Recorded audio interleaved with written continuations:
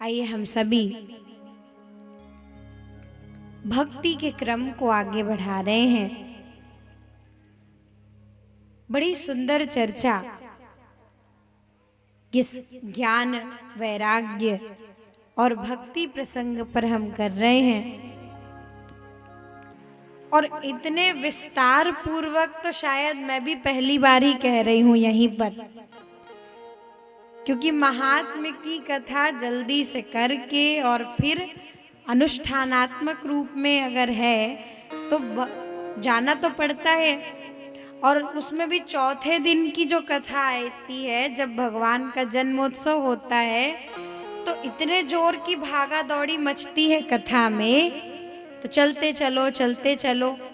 और इसका कारण एक मेरी समझ में आ रहा है, जो मैं आपको बताती हूँ। वैसे आप सभी ने जब ये जाना होगा कि हम लोग छत्तीसगढ़ से आ रहे हैं, यहाँ पे पॉम्फ्लेट्स और उसमें नाम दिया गया है, तो कई लोगों को मेरा उर्मलिया सरनेम समझ में नहीं आया। तो वो ऐसा है भी, क्योंकि हम भगवान कृष्ण की कथा कहते हैं ना, तो जब टेढ़े भगवान की कथा है तो हम भी ऐसा टेढ़ा मेढ़ा रखते हैं कि किसी को समझ में ना आए। तो कई बार समझ में नहीं आता, कई लोगों को समझ में नहीं आता।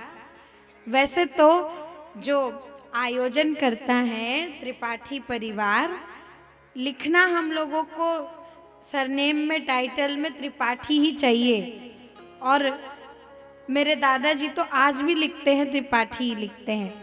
पर बात मैं आपको एक बात बताऊं कि उर्मलिया क्यों है, इसलिए क्योंकि आपके यहाँ पर पास में उनवल गांव है ना, तो बहुत पहले, अब मैं भी सुनी बात बता रही हूँ, क्योंकि कैसे जानूंगी, मैंने सुना है जो वो ये है कि आज से 8-10 पीढ़ी पहले कभी जो हमारे पूर्व पुरुष थे, पूर्वज लोग थे, वो इस उनवल से वहाँ गए थे। पहले एमपी के गाँव में थे, फिर उधर से छत्तीसगढ़ में गए, ऐसे गए। तो वहाँ पर ना सब लोग, अब क्या होता था कि उन सबके हृदय में एक इच्छा थी कि भाई जहाँ से हमारे पूर्वज हैं उनकी कोई ना कोई पहचान तो बना के रखनी चाहिए ना। तो बहुत से लोग पहले त्रिपाठी जी उनवल वाले ऐसा बोलते थे, तो बहुत सारे लोगों को सबने उनवल वाले ऐसा बोला, और फिर बोला कि ये वाले छोड़ो, उर्मलिया ही कर लो।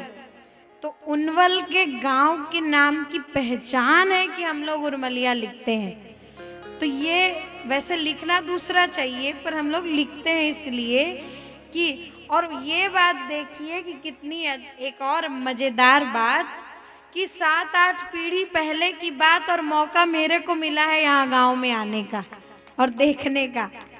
हम लोगों ने कभी सोचा भी नहीं था कि इतने टाइम के बाद फिर उसके बाद हम लोग यहाँ पर आएंगे। और शायद यही कारण है कि इतने डिटेल में जो महात्म्य चल रहा है, वो इसीलिए कि आसपास पहुँच गए हैं, तो हर जगह तो भागते ही हैं, यहाँ भी भाग भाग के क्या करेंगे। यहाँ तो गहराई में उतर के कथा सुनना बहुत जरूरी है, इसलिए यहाँ पर बड़ी कृपा है भगवान की, जो हम लोग बिल्कुल आराम से धीरे धीरे चल रहे हैं और सुन रहे हैं। तो आज हमने इस बात को सुना, समझा कि भक्ति, ज्ञान और वैराग्य कैसे एक दूसरे के पूरक हैं। और भागवत में यदि गेट खोलने से पहले ही, मतलब प्रथम स्कंद प्रारंभ नहीं हुआ है, अगर गेट खोलने से पहले ही भक्ति, ज्ञान और वैराग्य की चर्चा है, तो क्यों है? क्योंकि ये चीजें जब आचरण में आती हैं, ये अमूर्त भाव जब हमारे जीवन से प्रकट होते हैं, तो ही हम लोगों को आगे चल करके जो कथाएं हैं वो समझ में आती हैं कि प्रभु ने ऐसी लीला करी तो क्यों करी, प्रभु ऐसा कार्य करते हैं तो क्यों करते हैं। तो ये बात है। तो आज जब भक्ति के लिए कथा शुरू हो गई, नारद जी सुनने लगे, तो एक बड़ा अच्छा दृश्य आया कि जब कथा शुरू हो गई और बोलने लगे वक्ता, तब बीच कथा में कुछ लोगों का एक दल आया जो गाते गाते, नाचते नाचते और भगवान नाम संकीर्तन गाते गाते आ रहा था। कौन थे वो लोग, क्या गा रहे थे वो लोग? तो भागवत के श्लोक में बहुत अच्छा आया है कि भक्ति ही सुतौ तौ तरुणौ गृहीत्वा प्रेमैकरूपा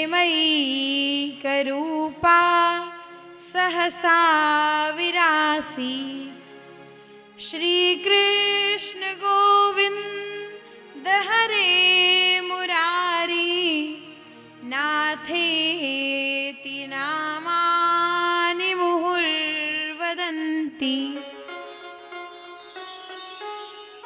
सब श्रोताओं में खुसुर पुसुर होने लगी कि भाई ये लोग कौन है, बीच कथा में ये लोग गाते गाते कहाँ से आ गए। अब होता है ना, कोई अचानक से ऐसे आ जाए तो सब लोग कथा सुनना छोड़ के इधर उधर देखने लग जाते, कौन है, कौन लोग हैं, कहाँ से आए। तो सब लोग आए तो सबका ध्यान उधर ही चला गया कि कौन लोग हैं, कहाँ से आए। तो फिर उसके बाद कहा गया कि भाई ये तो वही लोग हैं जिनकी वजह से कथा हो रही है। भक्ति ही सुतौ तौ तरुणौ गृहीत्वा, और गाय क्या रहे हैं, साधारण गाना बजाना करते नहीं आए। श्री कृष्ण गोविंद हरे मुरारी नाथेति नामानि मुहुर्वदन्ति, भगवान के नाम संकीर्तन को गाते हुए आए। तो किसी ने कहा अच्छा तो ये वही लोग हैं जो माँ युवा थी और बेटे बूढ़े हो गए थे, पर यहाँ पर तो हमको कोई बूढ़ा दिखाई नहीं देता, कौन है ये लोग? तो कहने लगे कि हाँ, ज्ञान और वैराग्य बूढ़े थे पर अब नहीं है। तो बोले हाँ, अब भक्ति बूढ़ी हो गई होंगी, पुत्र युवा है तो माँ बूढ़ी हो गई होंगी। तो बोले भक्ति भी बूढ़ी नहीं हुई, तो हुआ क्या? बोले भक्ति तो युवा ही रही और ज्ञान और वैराग्य भक्ति के तरुण पुत्र बन गए। भक्ति ही सुतौ तौ तरुणौ गृहीत्वा, तरुणाई आ गई इनमें और दोनों तरुण पुत्रों को लेकर के और भक्ति मैया यहाँ पर आई हैं। और जब भक्ति का आगमन हुआ तो सबने कहा कि कथा पंडाल तो भर गया है, अब आप थोड़े वीवीआईपी गेस्ट आए हैं तो बैठेंगे कहाँ? तो सब कहने लगे कि कोई जगह दो, कोई स्थान बताओ। तो कथा के वक्ताओं ने भक्ति मैया को एक बहुत सुंदर स्थान बताया।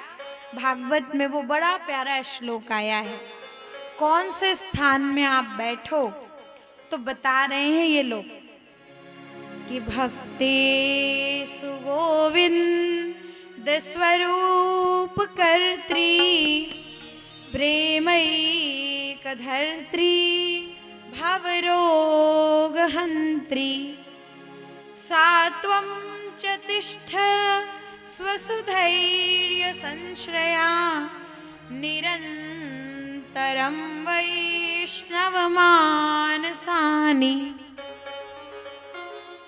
कहते हैं कि आपके लिए तो सबसे अच्छा आसन ये है कि आप निरंतरम वैष्णव मानसानी, जो कथा सुनने वाले भक्त लोग हैं उनके हृदय में जाके ही बैठ जाओ। और कब तक बैठो? क्या केवल 6 बजे से 9 बजे तक, बाद में चली जाओ? तो ऐसा मत करना। कहते हैं निरंतरम वैष्णव मानसानी, कभी भक्ति भक्तों के हृदय में आने के बाद उनको छोड़ के जाएं ही ना, क्योंकि जहाँ पर भक्ति है वहीं पर भगवान आकर के विराजमान होते हैं। तो ये भक्ति मैया का कथा प्रसंग आया। निरंतर वैष्णवों के मन में भक्ति बैठती है तो भक्ति मैया आकर के विराजमान हुई। फिर भगवान भी आए, भगवान भी आकर के विराजमान हुए। नारद जी ने ये कथा सुनी है। और फिर प्रकरण है आत्मदेव और धुंधकारी का। तो उसकी जो मुख्य बात है वो मैं आपको बता ही दूं, क्योंकि कथा हम सभी जानते हैं कि कैसे आत्मदेव के पुत्र नहीं थे, फिर कैसे धुंधली ने क्या क्या किया, फल नहीं खाया तो धुंधकारी आया, फिर उसको प्रेत योनि से मुक्त कराया गया। ये महात्म्य की कथा है, उस कहानी को हम सभी जानते हैं, ज़्यादा जानने की आवश्यकता नहीं है। बल्कि इस कथा के जो 2 श्लोक सबसे महत्वपूर्ण हैं, इस पूरे महात्म्य के कह लीजिए 2 श्लोक सबसे महत्वपूर्ण हैं, और वो है गोकर्ण जी और आत्मदेव जी के संवाद के रूप में। उसको सुनना सबसे ज़्यादा जरूरी है। और गोकर्ण जी और आत्मदेव जी का जो 2 श्लोकों में संवाद है वही गोकर्ण गीता है। आइए हम उसको भी ध्यान से समझते हैं और उसके बाद फिर हम सभी इस बात को प्रथम स्कंध की ओर लेकर के चलेंगे।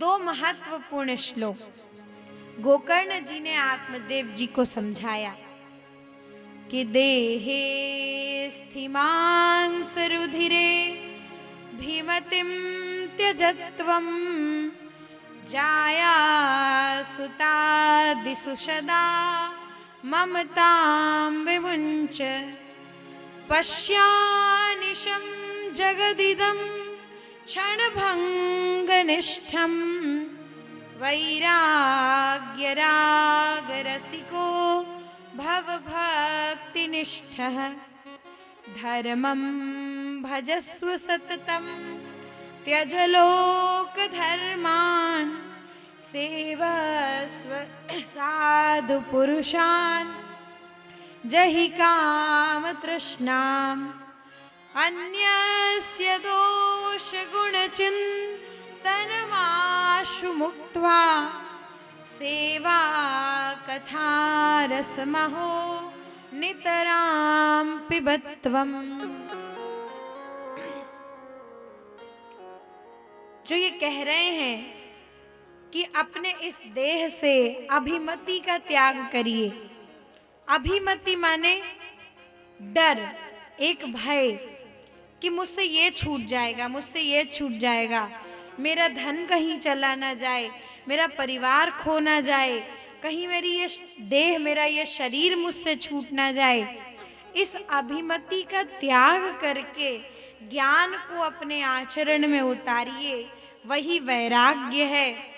और कथा रूपी रस का पान करते हुए और अपने आचरण से संसार की सेवा के रूप में जो भी कार्य आप कर सकते हैं वो करिए, वही सबसे बड़ा धर्म है। और इसी की चर्चा हम बहुत डिटेल से पिछले समय से, कुछ समय से सुन रहे हैं। गोकर्ण जी ने भी यही बताया और यही महात्म्य के, पूरे महात्म्य के मुख्य 2 श्लोक हैं जो कि यही चर्चा को लेके आगे बढ़ते हैं।